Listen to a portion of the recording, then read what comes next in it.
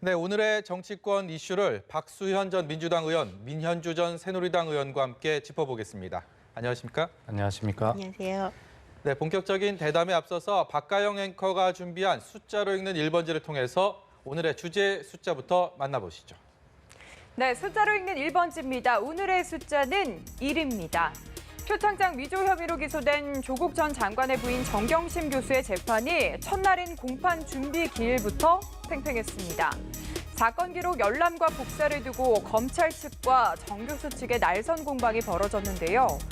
윤석열 검찰총장이 어제 열린 법사위 국감에서 조 전 장관 일과 관련한 수사에 대해서 결과로 말하겠다고 자신감을 보인 만큼 앞으로도 치열한 공방이 예상됩니다. 조국 전 장관은 떠났어도 일부 상임위에서는 여전히 조국 국감이 이어지고 있는데요. 산적한 현안들에 대한 정책 감사보다 정쟁에만 몰두해 빈손 국회라는 비판을 피하기가 어려워 보입니다. 국회에서뿐만 아니라 광화문과 여의도 광장에서도 조국 전 장관 여지는 이어질 것으로 예상되는데요. 조 전 장관을 둘러싼 파장 언제쯤 봉합될 수 있을까요? 지금까지 숫자로 읽는 1번지였습니다.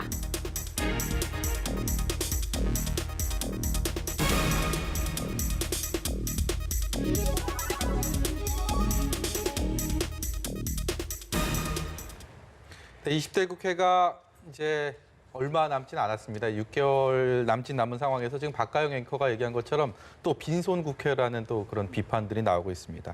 좀 씁쓸한 마음을 안고 오늘의 대담 시작하겠습니다. 어제 대검 국감이 있었습니다. 검찰총장 윤석열 총장이 직접 나오면서 많은 화제가 됐었는데 여러 가지 얘기들이 있었어요. 그리고 오늘은 정경심 교수에 대한 첫 번째 공판 준비 기일이 있었는데 일종의 전초전 같은 그런 느낌이었습니다. 역시 신경전이 거셌고요.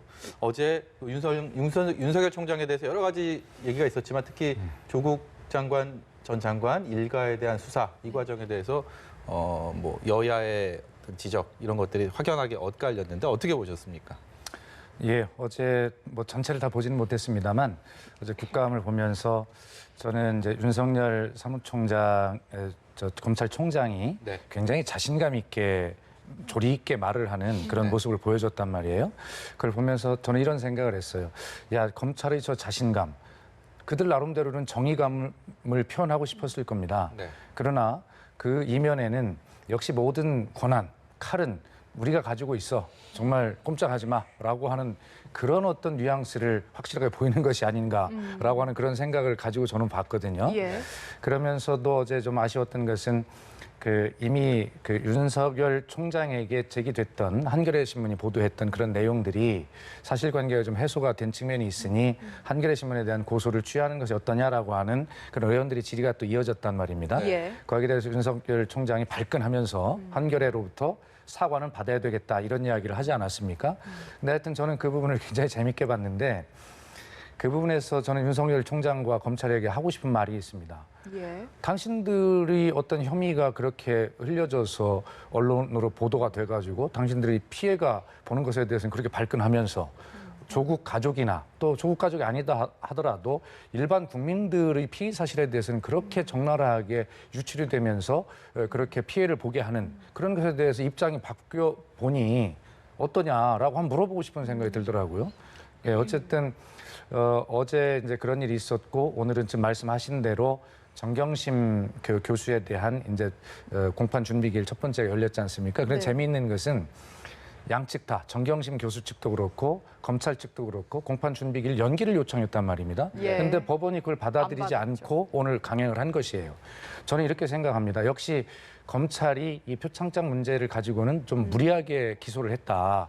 그래서 15줄밖에 안 되는 공소장의 내용이라든가 네. 공소장이 기본적인 범죄의 행위에 대한 기본 사실들을 변경하지 않습니까? 네. 자, 그러다 보니까 지금 검찰은 이것이 다른 수사와 연계된 보안 때문에 증거 목록을 제출하지 못한다라고 하지만 사실은 이 기소 자체가 굉장히 무리하게 되었다는 것을 증명하는 것이 아닌가 저는 그렇게 보았습니다. 네, 지금 박 의원께서 정경심 교수와 윤석열 총장에 대한 그 피의 사실 공표에 대해서 그 형평성 문제를 제기하면서 그것을 검찰에 묻고 싶다라고 말씀하셨는데 검찰에 대신 민현주 의원께 여쭤보겠습니다. 네.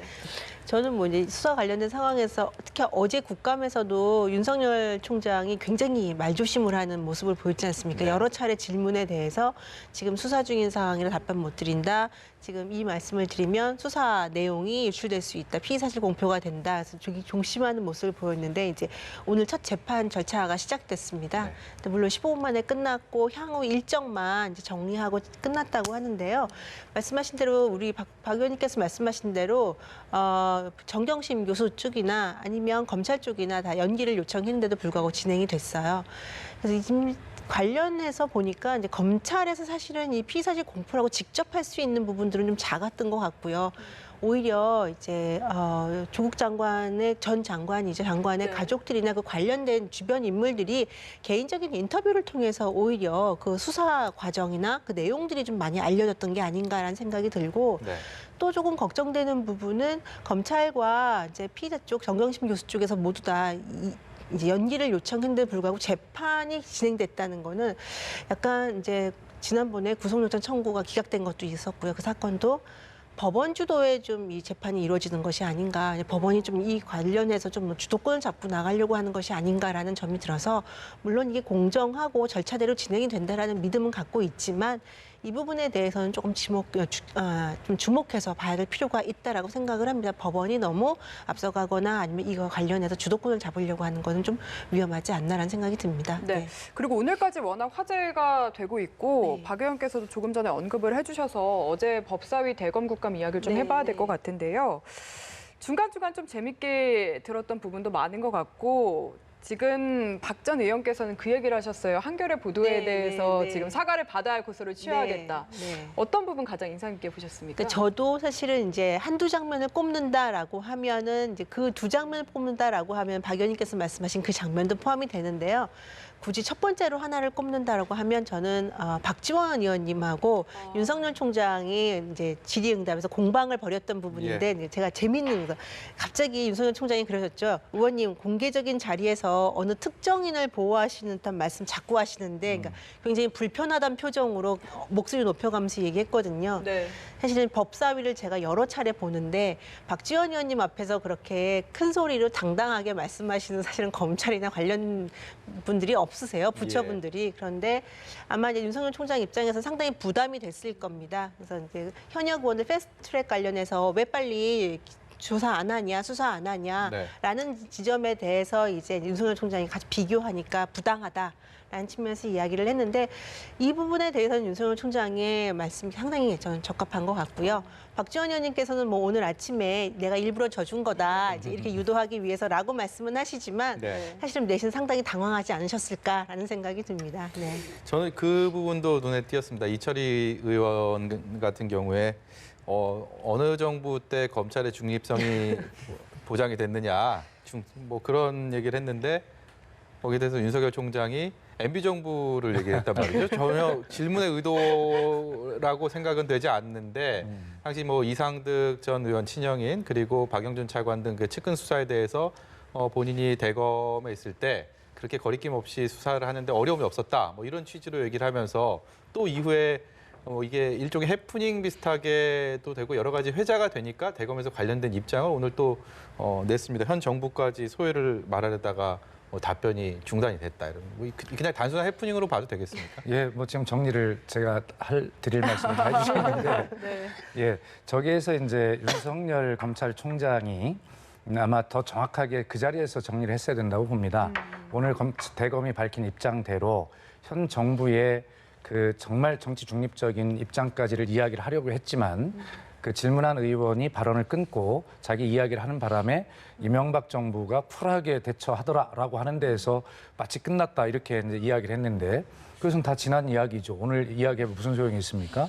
그러니까 결과적으로 윤석열 총장은 친 이명박 정부적 성향을 가진 것이 아니냐라고 하는 네티즌들로부터 많은 비판을 지금 받고 있거든요. 윤석열 총장이 어제 아마 좀 정신이 없었을 거예요. 가서 한겨레 신문 고소 취하라라고 하는 데 대해서 욱해가지고 이게 자기 평정심을 좀 잃은 것 같고 평상시에 윤석열 총장 같으면 거기서 답이 끊어졌다 하더라도 현 정부에 대한 검찰에 대한 어떤 중립적 입장까지를 정확하게 뒤에라도 정리를 했어야 되는데 사후에 오늘 대검 별도 입장을 통해서 현 정부가 굉장히 중립적이다라고 하는 입장을 밝힌 것은 이미 배가 떠나간 뒤다 이렇게 생각이 글쎄요, 근데 듭니다. 어제 그 국감 저 질의를 할 때 네. 이렇게 말을 끊거나 네. 저는 그런 느낌을 받지는 않았거든요. 약간 검찰에서도 좀 사후 약방문식 대처 네, 아니냐 네, 이렇게 완전히 네. 이번 해명으로 다 덮일 것 같지는 않은데요. 네. 저도 오늘 해명은 좀 궁색하다. 그렇죠. 예. 네, 그다지 동의를 공감을 얻기 좀 어려운 것 같고요. 사실은 저 질의를 준비했던 이철희 의원님의 어떻게 보면 한 패착이 약간 나온 것이 아닌가. 이철희 의원님이 법사위에 있었으면서도 불구하고 윤석열 총장에 대해서 그 캐릭터를 아직도 잘 간파 못한 측면이 있지 않나라는 생각이 들었고요. 저는 이제 윤석열 총장이 어제 얘기했던 것 중에서 발언했던 것 중에서 난 정무 감각이 없는 사무총장이다, 네.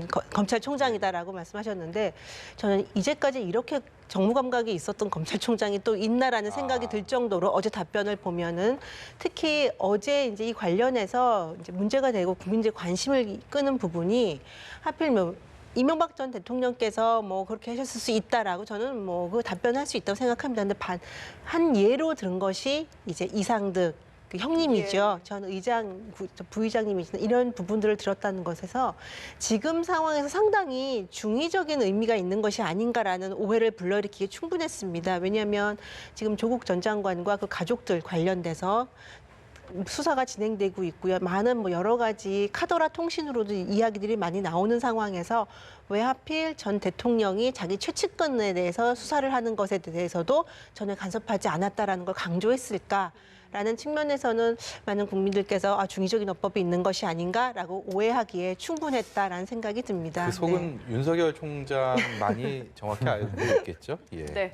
그리고 또 어제도 법사 여야 위원들이 이 패스트트랙 수사를 가지고 좀 강하게 부딪혔는데 오늘 바로 검찰이 국회 방송을 압수수색에 들어갔습니다.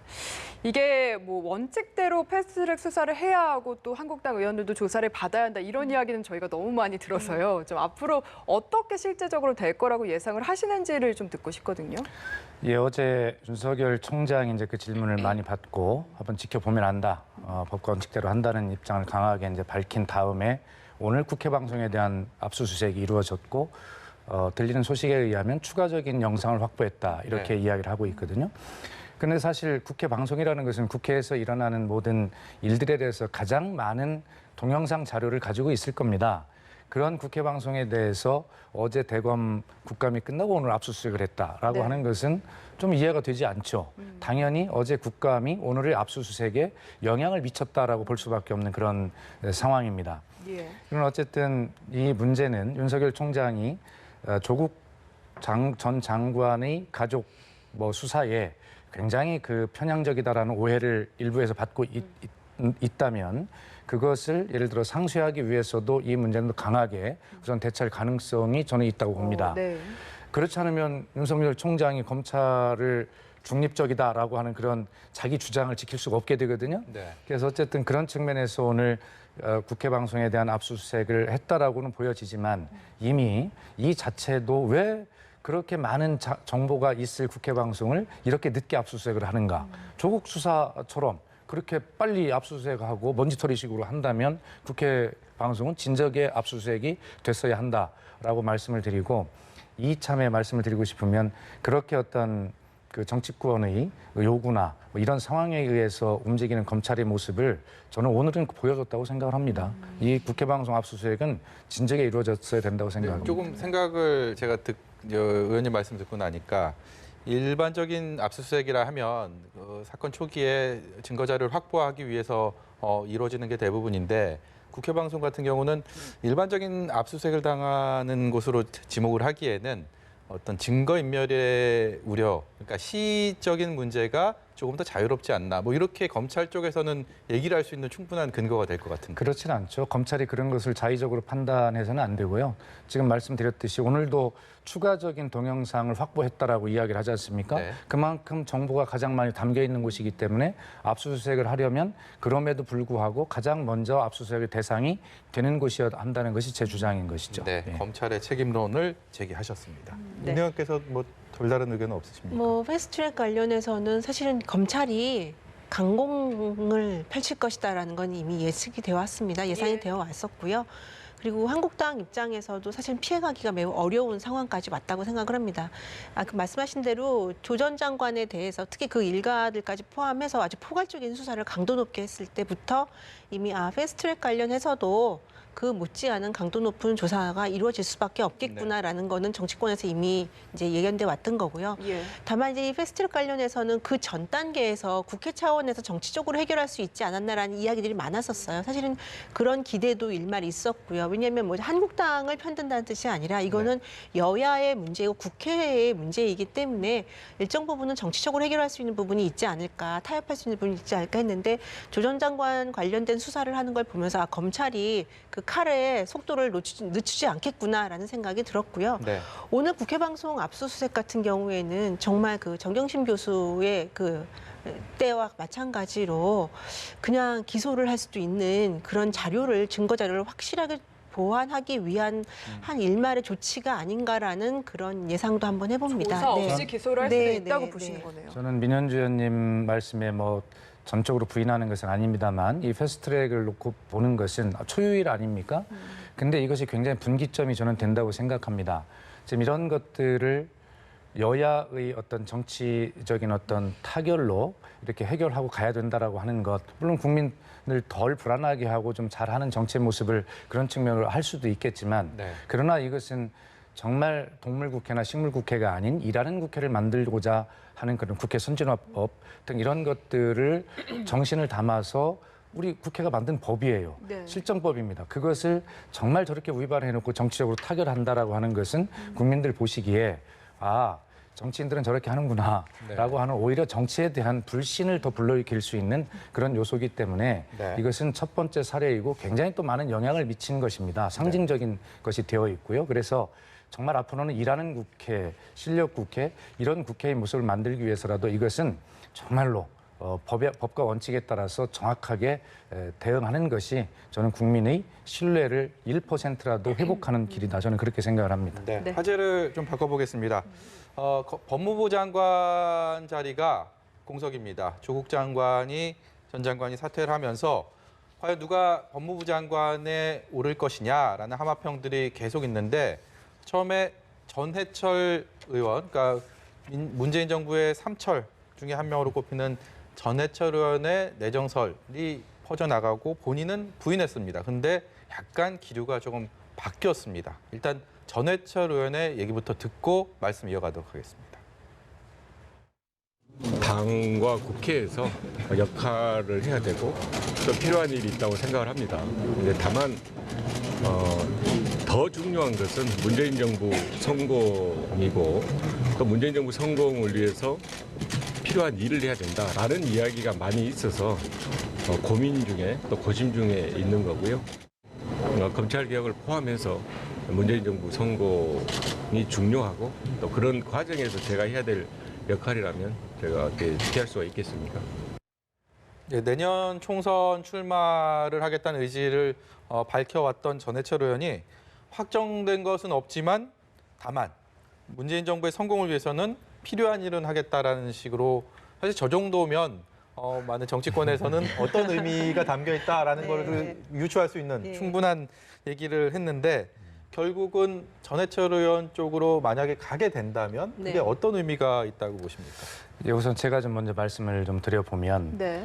왜 조국 장관을 임명을 했을까? 왜 조국이었어야 하는가라고 하는 것은 문재인 대통령이 처음에 검찰개혁, 사법개혁을 위해서 비검찰 출신인 박상기 법무장관을 임명하고 비교적 정치 중립적이라고 알려져 있는 문무일 검찰총장을 임명함으로써 정말 자발적인 어떤 검찰 사법개혁을 생각을 했었는데 그게 한 걸음도 나가지 못하는 것을 보고 정말 이렇게 굉장한 검찰 카르텔 같은 권력에 둘러싸인 이것을 하기 위해서는 네. 이 검찰 개혁과 사법 개혁을 처음부터 설계하고 집행하고 함께 해온 조국만이 흠결이 있다 하더라도 할 수밖에 없겠다라고 하는 그런 어떤 판단을 내린 것이거든요. 네. 자, 지금도 그 상황은 변한 것이 없습니다. 그렇다면 전해철 의원 같은 경우는 노무현 정부에서 와서 민정수석도 했고요. 또 법사위원으로 오래 활동을 해왔고 이 나름대로 이 분야의 전문가 아니겠습니까?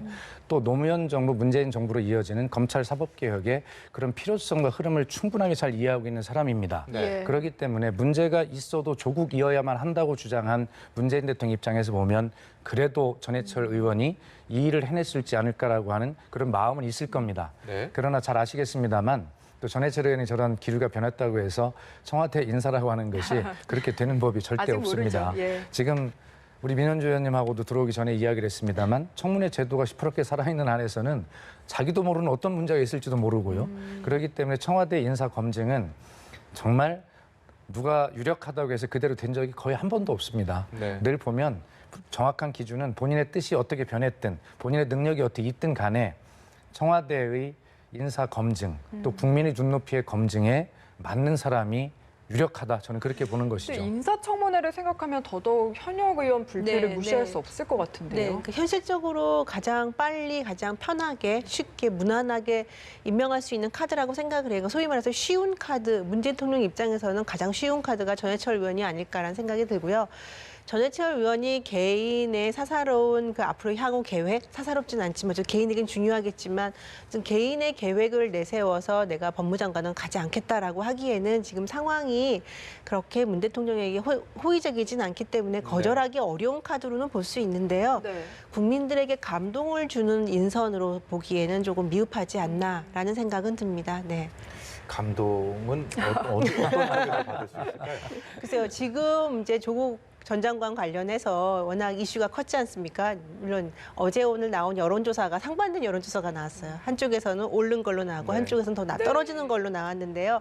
이 상황에서 국민들께 문 대통령이 조금 더 어필하기 위해서는 글쎄요, 너무 내 사람 챙기기, 내 사람으로 쉽게 가려는 이 전국을 돌파해보자라는 그런 것보다는 그래도 국민들이 조금 더 믿을 수 있는 저 사람은 친문이라 소위 말하는 친문이구나. 저 사람은 소위 말하는 누구 사람이구나라는 걸 떠나서 일 잘하고 괜찮은 사람이다라고 하는 인선을 조금 더 고민을 하시더라도 하는 것이 국민들의 화난 마음을 풀어주는 데 좀 낫지 않을까라는 생각이 그 듭니다. 부분에 대해서 네. 제가 좀 설명을 드리면 좀 문재인 정부의 청와대 첫 대변인이었기 때문에 그 많은 인사를 과정을 지켜보았지 않습니까?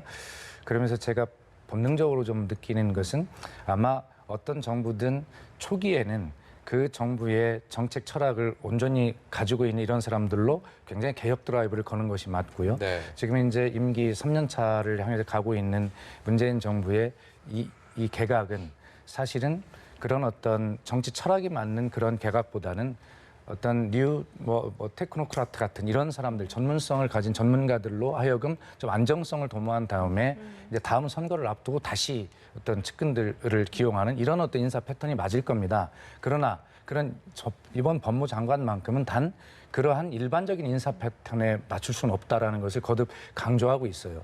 검찰 개혁이라는 것이 이렇게 국민이 원하는 여야 보수 진보를 떠나서 지금 다 일치된 견해 아닙니까?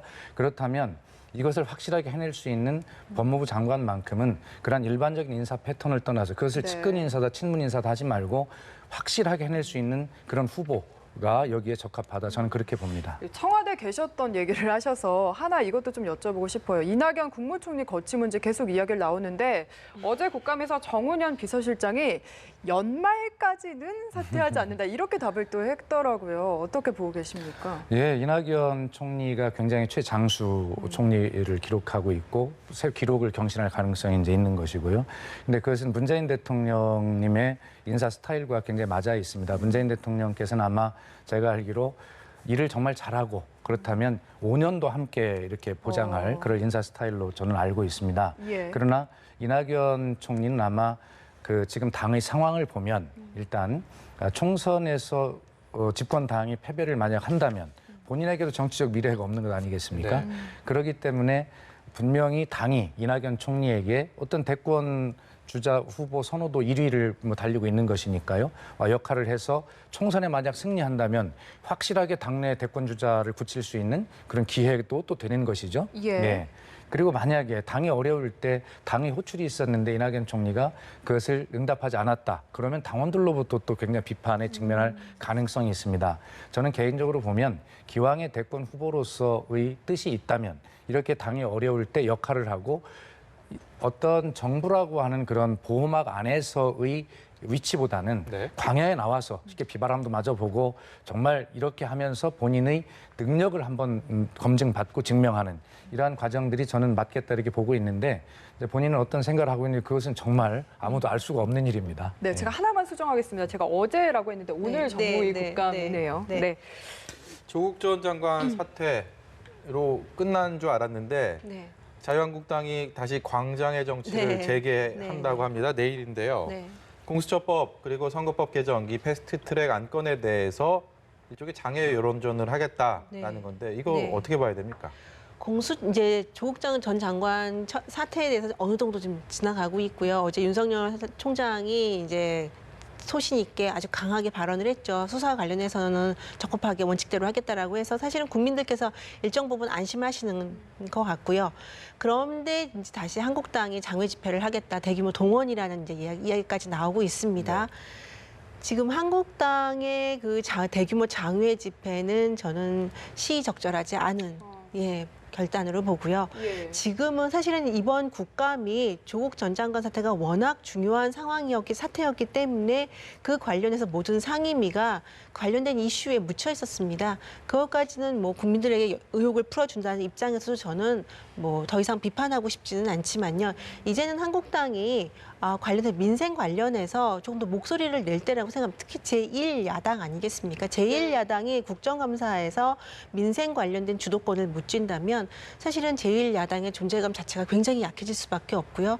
이건 얼마 안 남은 총선에 직접적인 연결이 될 수밖에 없거든요. 영향을 줄 수밖에 없거든요. 그래서 지금 한국당 지도부가 약간 민심을 잘못 읽고 있는 것이 아닌가. 그리고 제1야당이 국감에서 어떤 역할을 해야 하는 거에 대해서 약간 조금 판단을 좀 잘못하고 있는 것이 아닌가라는 저는 생각을 합니다. 근데 오랜만에 뭐 비슷한 의견이 나올 것 같은 예감이 네. 듭니다. 그렇습니까?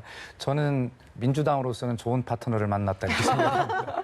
그런데 실제로요, 조국 그 장관 그 국면에서 보면 그 민주당의 지지율이 떨어지고 대통령의 국정 지지도가 떨어진 데는 사실은 정당 간의 지지자들은 잘 움직이지 않습니다.